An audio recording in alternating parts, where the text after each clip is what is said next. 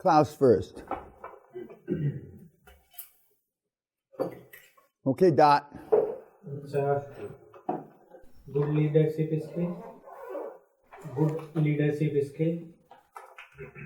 Well, all these guys have good leadership skills. I mean, his are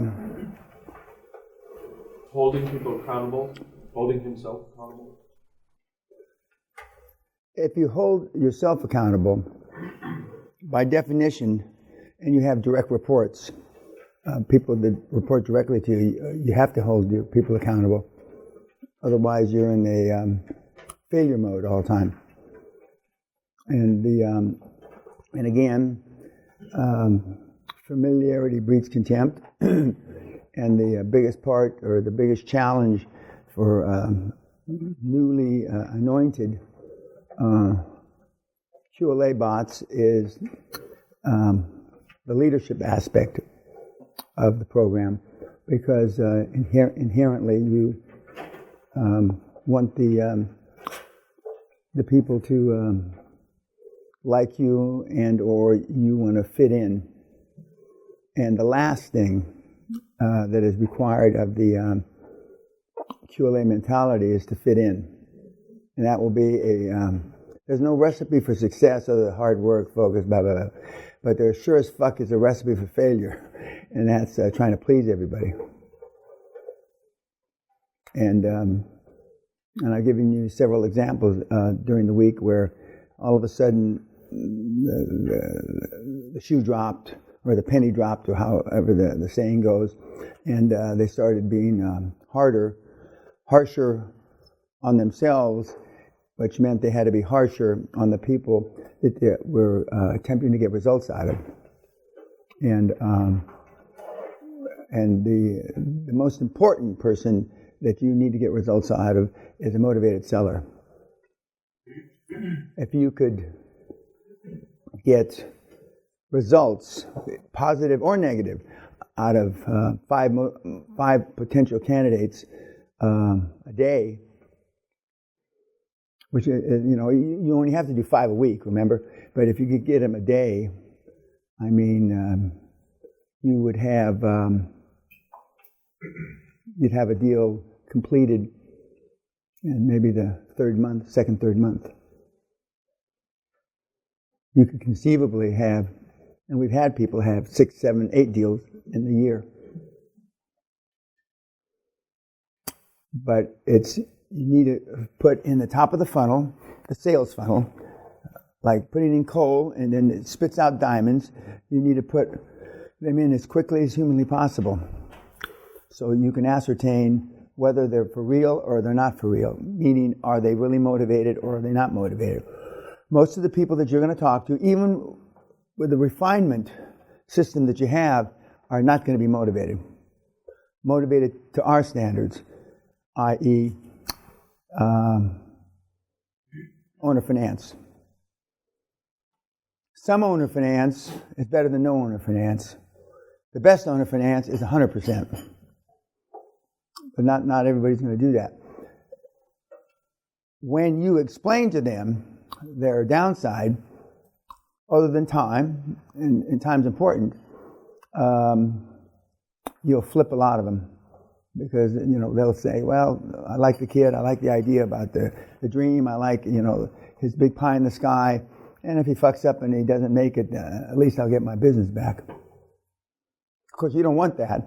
I mean, that's the last goddamn thing you want, is to work 3.5, 4 years paying this jerk off, and then you default, you slip. In Alcoholics Anonymous and all these 12-step programs, you say, my name's Dan, I'm an alcoholic, blah, blah, blah, I've been sober for 300 days or 4 years or whatever the fuck it is. Okay. And then, but then a guy gets up and he says, my name's Dan, I'm an alcoholic, and I've got 11 hours sobriety, I slipped. There's no fucking slippage in this program. There's no, it's okay. And then they all go right up and they all hug each other. That ain't this deal. Both for the mentor program for a year, there's no slip, and there's no slip in when you're finding these motivated sellers. Once you find one or two or three motivated sellers, you'll know the difference. You'll be able to go back and key off the words, the phrases they used. But if they hesitate to give you the numbers, then they're not motivated. What else about Klaus? He's a very structured guy. Well, almost all Germans are. That's not an unusual thing, but he is. To comment on your phrase, he's super structured. Yeah. You said that your character shows when you think nobody's watching. Correct. Yeah. Yeah. There was a great clip on the internet a number of years ago about a real a anchor newsman.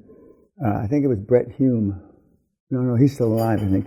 Well, anyway, and he was walking across a parking lot in Washington, D.C., and it was windy, and there was a paper, like a part of a newspaper or something, and it was blowing across the parking lot. And then he started, and the parking lot is pristine. And it went by him, and then he took a couple of steps, then he chased down the paper, almost stumbling and falling until he picked it up, and he put it in his pocket, and then later on he showed him where he found a trash can, and he put it, okay? He could have just as easily let the paper go by, right? And but he didn't. Well, and that kind of was a symbol of his character, because he was that kind of guy. What else about Klaus? Yep. Said to engage with every person, every level in the company. Correct. From the top to the guy, to the Dutch guy that's sweeping the floor, to the Dutch guy that's sweeping the floor, and and when you spread out the money that you're going to distribute from your transactions, and you can call them, for the lack of a better term, transaction bonuses, from the chairman down to the guy that sweeps the floor. And as I said, the first or second day, you give a secretary $1,000, or you give a receptionist $1,500. I mean, it's really meaningful to them. And they think that, and I'm not just saying that you're pretending to care, but that you care. But the QLA model is you pay everybody every time you do a transaction. And sometimes, although, most of the people that come through the program don't have any money, there'll be times when you do deals, there's no money to pay out for you. And everybody still should get, except for you, down to the person that sweeps the floor. And what else about Klaus? Yep, again. He said if you don't like what you do, is it really worth it? Yeah. Okay. Yeah, well, I mean, I've told you how many times? 50 times? If you don't have a passion and you don't like what you do, it's going to get old and you're going to give up. And the only way the QLA model doesn't work is if you give up. And it's a lot harder to stick something out or with something when you don't like it. Some of you will think it's impossible. I mean, long hours are hard. You got to like it. You got to love it. You got to be super passionate. And again, I said several times, unless you're a transaction junkie, meaning that you like the thrill of the hunt, the deal, and moving on, like me, you better love the fucking thing to death. Otherwise, to get less sleep, to not go to the, I personally like the fact that I didn't go to weddings, and I only started going to funerals towards the end. But I mean, all that's downtime, wasted time, unless you love it. Or when you love it, I should say. Anything else about Klaus? Yeah. I noticed that Mr. Klaus definitely has a calm, decisive demeanor. Correct. And he's well-informed and direct, and he doesn't say if or trying. And I wonder where he got that. You're right, absolutely. He was the only non-U.S. citizen on the Special Advisory Board President Obama had. He was carrying a green card. He was the only non-U.S. citizen that Obama appointed. For all the characteristics that you've described, he's extremely smooth, he's extremely articulate, and he learned how to speak English. He might have mentioned it in that talk. listening to Radio Free Europe when he was a little boy after his father passed away. And but I mean, he's smooth. He's extremely smooth. Anything else about Klaus? Yeah. You said it's about the quality of the life, how you engage, whether it's a business or in a family. If you spend a little less time with your family, it's like when you enjoy being present every single moment. Yeah, well, I mean, any father, well, I can't speak for mothers, but any father that says he enjoys every minute he spends with his kid is delusional. He's a liar. But it's popular to say, talk that shit, isn't it? We all know it's a fucking lie. It's just like when President Trump, and I'm not saying you should do this, but it's just like President Trump when he was caught with that tape from 10 or 15 years before that he wanted to grab that pussy. There's not a red-blooded male, except for maybe the Pope, that hasn't thought that. Hasn't dreamt it. And yet, you know, they chastise the shit out of him. Of course, you don't expect to catch the president doing that. Even though, for the most part, with one or two exceptions, Abraham Lincoln, as I mentioned, the presidents of the United States were whoremongers. Anything else about Klaus? About the engaging with every employee in your company, he said like he's learning from every individual. He does. You'll learn. The people that really know things are fucked up are the 2 or 3 bottom layers of your employees, because everybody above them is trying to filter out how they can be associated with something going wrong. So you get less truth as you go up the line. There's a famous scene in a movie called The Longest Day this is an old movie, 30 years old, about the invasion of Normandy. And one of the guys that landed was a 1-star, at that time a 1-star general. I believe it was General Bradley. And they're hiding behind a big pillbox and a bunker that had been created by a bomb that blew, and so they're hiding there. So a sergeant and a corporal, or a sergeant and a private, and General Bradley's not wearing his star, because when you landed in Normandy, you took your rank off. And so the private tells the sergeant, "Who the fuck idea was this?" And then General Bradley Tim says, "I don't know, but he was fucking wrong, wasn't he?" Because they were expecting not very much resistance in this particular beach. I don't remember which beach it was, but but you don't know, and that's why we talk to the very lowest echelon employees, and you're more likely to get an honest answer than somebody that is looking for you to be promoted. The lower echelon people know that the chairman's not going to be involved in the promotion of that individual, and so you're more likely to get a candid answer. Klaus is my superstar, and I've known him over 20 years. He's going to turn 60 in about 2 weeks, but I knew him when he was in his late 30s, and he's always been meticulous. That's very Germanic, though. He's always been super prepared.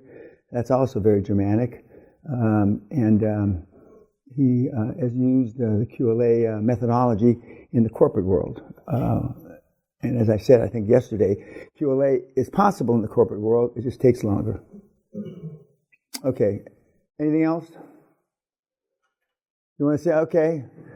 You must have liked Klaus, huh? He said they always look for innovation, or the business strive for improvement every single time. Yeah. Well, I mean, it's not just Klaus. And Klaus is an anomaly because he is super tech.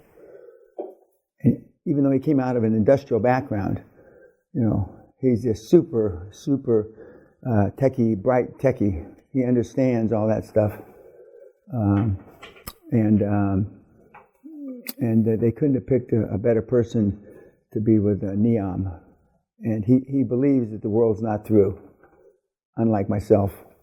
He believes that there's a like a rainbow, and and life is going to get better. and I know it's not.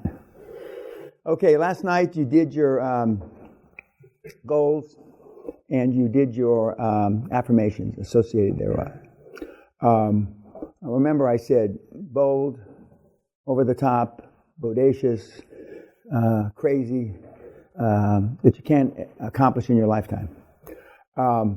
But rather than you share these for eternity on YouTube, we're not going to do your goals and affirmations on YouTube. But we'll do them when we get off YouTube. Now, any other questions on anything else about anything that we've gone through? The model's coming up in a few slides. The one single slide that shows a deal. Of 2,404 slides, only one. Why? Because there's only one fucking way to do the deal. Now you'll get confused enough with the one slide. But just imagine if we were going deal after deal after deal. I mean, how many times can I be asked, is this on the template? Okay. Well, it's not a template, it's a slide. And you have to work through the slide. Okay, YouTubers, we'll see you later in the day. Goodbye.